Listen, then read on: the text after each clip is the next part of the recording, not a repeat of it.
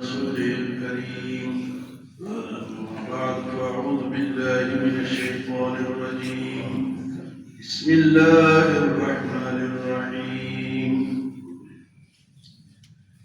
هو الله الذي لا إله إلا هو عالم الغيب والشهادة هو الرحمن الرحيم. والله الذي لا إله إلا هو الملك القدوس السلام المؤمن المهيمن العزيز الجبار المتكبر سبحان الله عما يشركون. هو الله الخالق البارئ المصور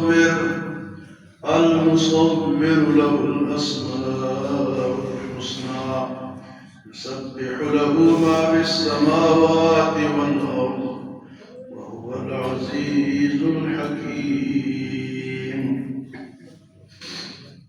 قرآن پاک کی یہ مشہور آیت ہے، اکثر مسلمانوں کو یہ یاد ہوتی ہے، اور یہ جو آیات ہیں ان کے بارے میں حدیث میں آتا ہے کہ جو شخص صبح کے وقت اس کو پڑھتا ہے، اعوذ باللہ السمیع العلیم من الشیطان الرجیم، 3 دفعہ ہی پڑھے اور 1 دفعہ ان آیات کو پڑھے، اگر اس دن وہ فوت ہو گیا تو شہید ہوگا، اور اللہ پاک اس دن 70,000 فرشتے مقرر کر دیتے ہیں جو اس کے لیے دعائیں مغفرت کرتے ہیں. اور اگر رات کو پڑھے، رات کو فوت ہو گیا تو شہید، اور اسی طرح رات کو 70,000 فرشتے اس کے لیے دعا کرتے ہیں. تو یہ اتنی مقدس آیات ہیں، اور ان آیات کے اندر ہے کیا؟ اللہ کی توحید کا بیان ہے. توحید اتنی بڑی چیز ہے کہ جس کے پڑھنے سے اتنے فائدے ہیں، اور اگر کوئی اس پہ عمل کرے، موحد ہو، کوئی توحید والا ہو، شرک سے بچنے والا ہو، تو پھر وہ صحیح اس کا عقیدہ ہے. تو اللہ پاک فرماتے ہیں هو اللہ لا الہ الا هو. اللہ تعالیٰ کی ذات وہ ذات ہے جس کے سوا کوئی معبود نہیں مگر وہی ہے. اللہ لا الہ، اللہ وہ الہ ہے، لا الہ کہ اس کے سوا کوئی معبود نہیں. الہ کے معنی معبود، الہ اس کو کہتے ہیں. یہ الہ جو ہے نا، یہ ہر جگہ موجود ہے. لا الہ الا اللہ محمد رسول اللہ، سبحانک اللہم وبحمدک وتبارک اسمک وتعالی جدک ولا الہ غیرک. اللہ اکبر اللہ اکبر، لا الہ الا اللہ. تو ہر جگہ الہ موجود ہے، لیکن الہ کو کوئی سمجھ معنی کسی کو نہیں آتے. الہ کے معنی وہ ذات، وہ ہستی جو ہماری سب بگڑی بنا سکتا ہے، وہ الہ ہے. یہ جو لوگ سورج کی پوجا کرتے ہیں، یا پتھروں کی کرتے ہیں، یا کسی بھی چیز کی پوجا کرتے ہیں، گائے کی کرتے ہیں، اس کی وجہ کیا ہے؟ وجہ یہ ہے کہ وہ اس میں سے کوئی فائدہ دیتے، دودھ دیتے، یہ فائدہ ہے. اور یہ نہیں پتا کہ جس نے اس کو بنایا ہے وہ اصل تو وہ ہے. تمہیں دودھ نظر آتا ہے، دودھ کو پیدا کرنے والا نظر نہیں آتا. سورج کی پوجا اس لیے کرتے ہیں کہ اس کے اندر گرمی ہے، فائدہ ہے. آگ کی پوجا بھی اس لیے کرتے ہیں کہ اس کے اندر فائدہ ہے. لیکن جو تمام فوائد کو پیدا کرنے والا والی ذات ہے، وہ الہ ہے، وہ اللہ. اس لیے فرمایا کہ اللہ لا الہ الا هو عالم الغیب والشہادہ، غیب کو بھی جانتا ہے اور ظاہر کو بھی جانتا ہے. اللہ کے لیے تو کوئی چیز غیب نہیں ہے، لیکن ہماری وجہ سے اللہ نے فرمایا کہ تمہیں جو غیب ہے میں اس کو بھی جانتا ہوں. تمہارے لیے جو غیب ہے آسمانوں میں کیا ہے، جنات میں کیا ہے، سمندروں میں کیا ہے، ہمارے لیے غائب ہے، لیکن اس کے لیے غائب جانتا ہے، اور سامنے جو ہمارے ہیں وہ بھی جانتا ہے۔ عالم الغیب والشہادہ هو الرحمن الرحیم، بڑا مہربان اور نہایت رحم کرنے والا۔ یہ اللہ کی دو صفات جو ہے، یہ خصوصی صفات۔ رحمان دنیا کے لیے یہ ہر ایک کو دیتا ہے، کافر کو بھی، اس کے دشمن جو ہے وہ بھی کھاتے ہیں، لیکن رحیم کی صفت جو ہے کہ نہایت رحم کرنے والا ہے، یہ قیامت میں صرف ایمان والوں کو ملے گا، ایمان والوں کی بخشش ہوگی، باقی نہیں۔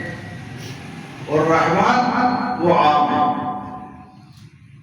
تو اگر کسی کا نام عبد الرحمن ہو یا عبد الرحیم ہو تو نام پورا لینا چاہیے۔ کہتے جی رحمان صاحب ہے، اور رحمان اللہ ہے، خدا کے نبی کیا کہہ رہے ہیں، رحیم صاحب ہے، رحیم صاحب سے بات کی نہیں، عبد الرحیم۔ میرا نام ہے عبد الخالق، اگر مجھے کوئی خالق کہے تو غلط ہے، عبد الخالق، خالق کا بندہ۔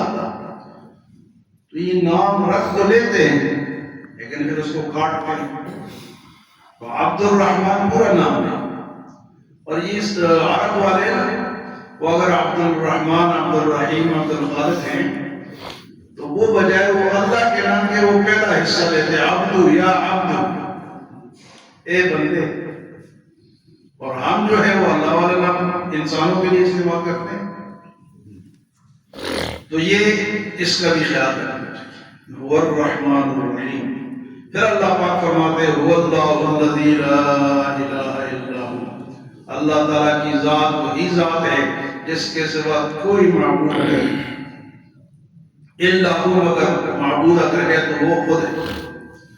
فرمایا الملک، وہ بادشاہ ہے، اس کی بادشاہی ذاتی، باقی بادشاہیاں مانگی ہوئی، یا اس نے جس کو دی ہے وہ بادشاہ بن گیا، لیکن ہے عارضی۔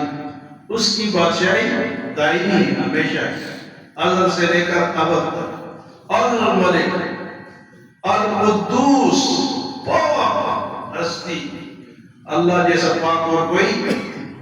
یہ کہتے ہیں کہ اللہ کا نام جب لو تو منہ صاف کرو، کیونکہ وہ پاک ہے، القدوس۔ اور پھر اس کی ایک صفت ہے السلام، سلامتی دینے والا۔ ہم سب کو سلامتی کون دیتا ہے؟ السلام۔ المؤمن، حفاظت کرنے والا، ایمان کی حفاظت کرنے والا، ایمان دینے والا، ایمان بچانے والا، المؤمن۔ اور المہیمن، نگران، نگہبان، المہیمن، سب کو واچ کرتا ہے، سب کا نگران ہے، سب کا نگہبان ہے، اس کے سامنے سے کوئی بچا ہوا نہیں ہے۔ المہیمن اور عزیز، زبردست، اس جیسا کوئی زبردست ہے؟ بڑے بڑے فرعون آئے اپنے آپ کو زبردست کہا، لیکن ختم کرے۔ اصل العزیز کون ہے؟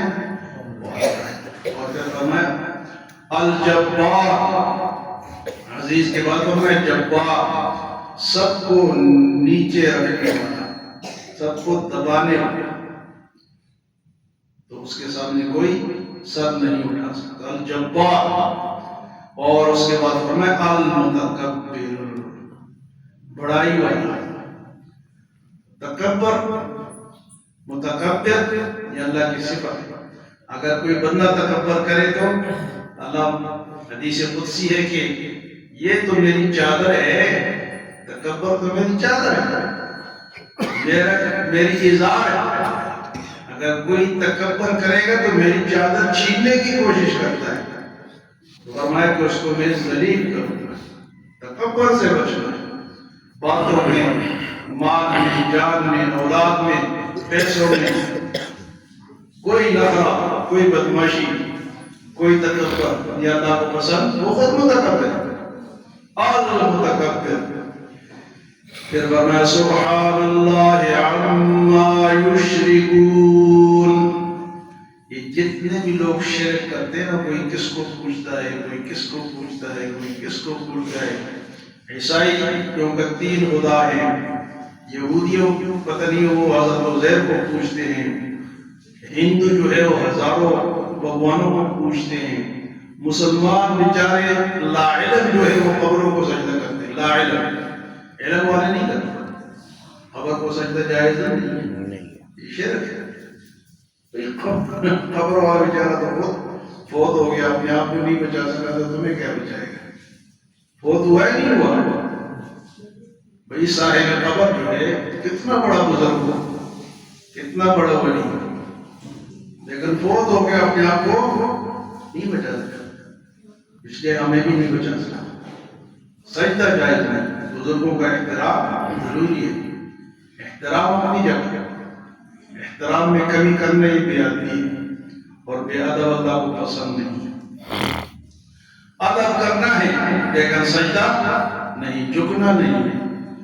فرمایا جو شرک کرتے ہیں سبحان اللہ عما یشرکون، جو بھی شرک کرتے ہیں سب سے اللہ پاک ہے، کرتے رہو، وہ پاک ہے۔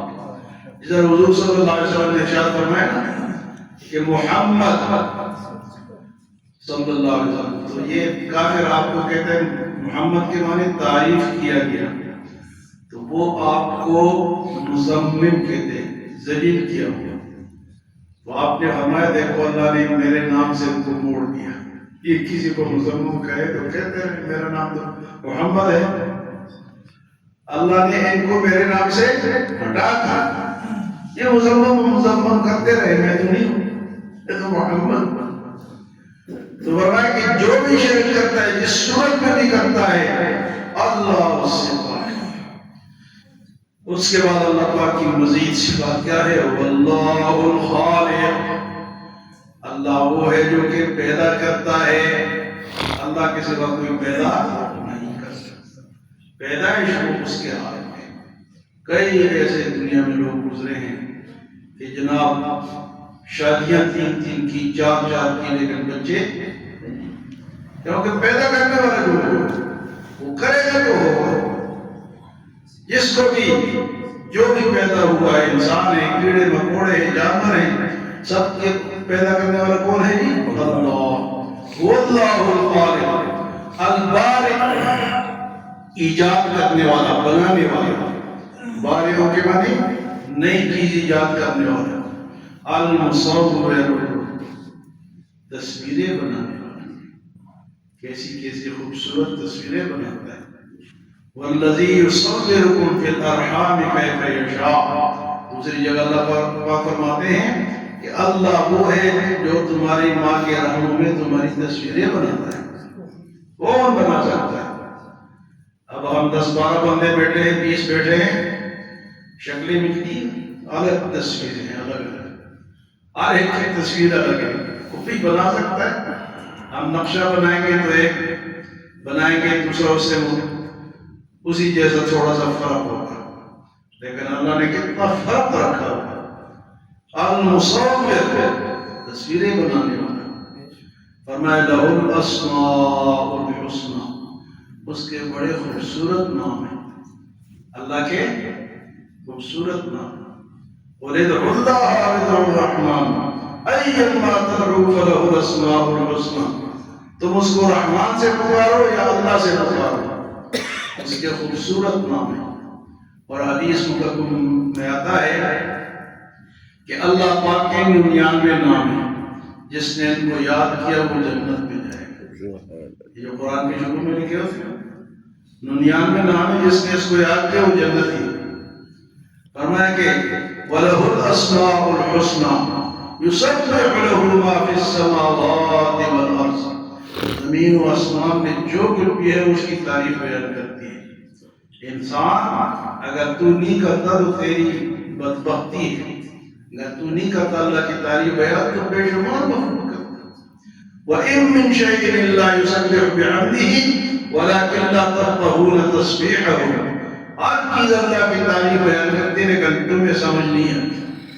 پتے، درخت، پتھر، کیڑے مکوڑے، پرندے، سانپ، بچھو، ہر ایک اللہ کی تعریف ہاں جی، یسبح لہ ما فی السماوات، آسمانوں میں جو ہے اور جو زمینوں میں، سب کیا کرتے ہیں جی؟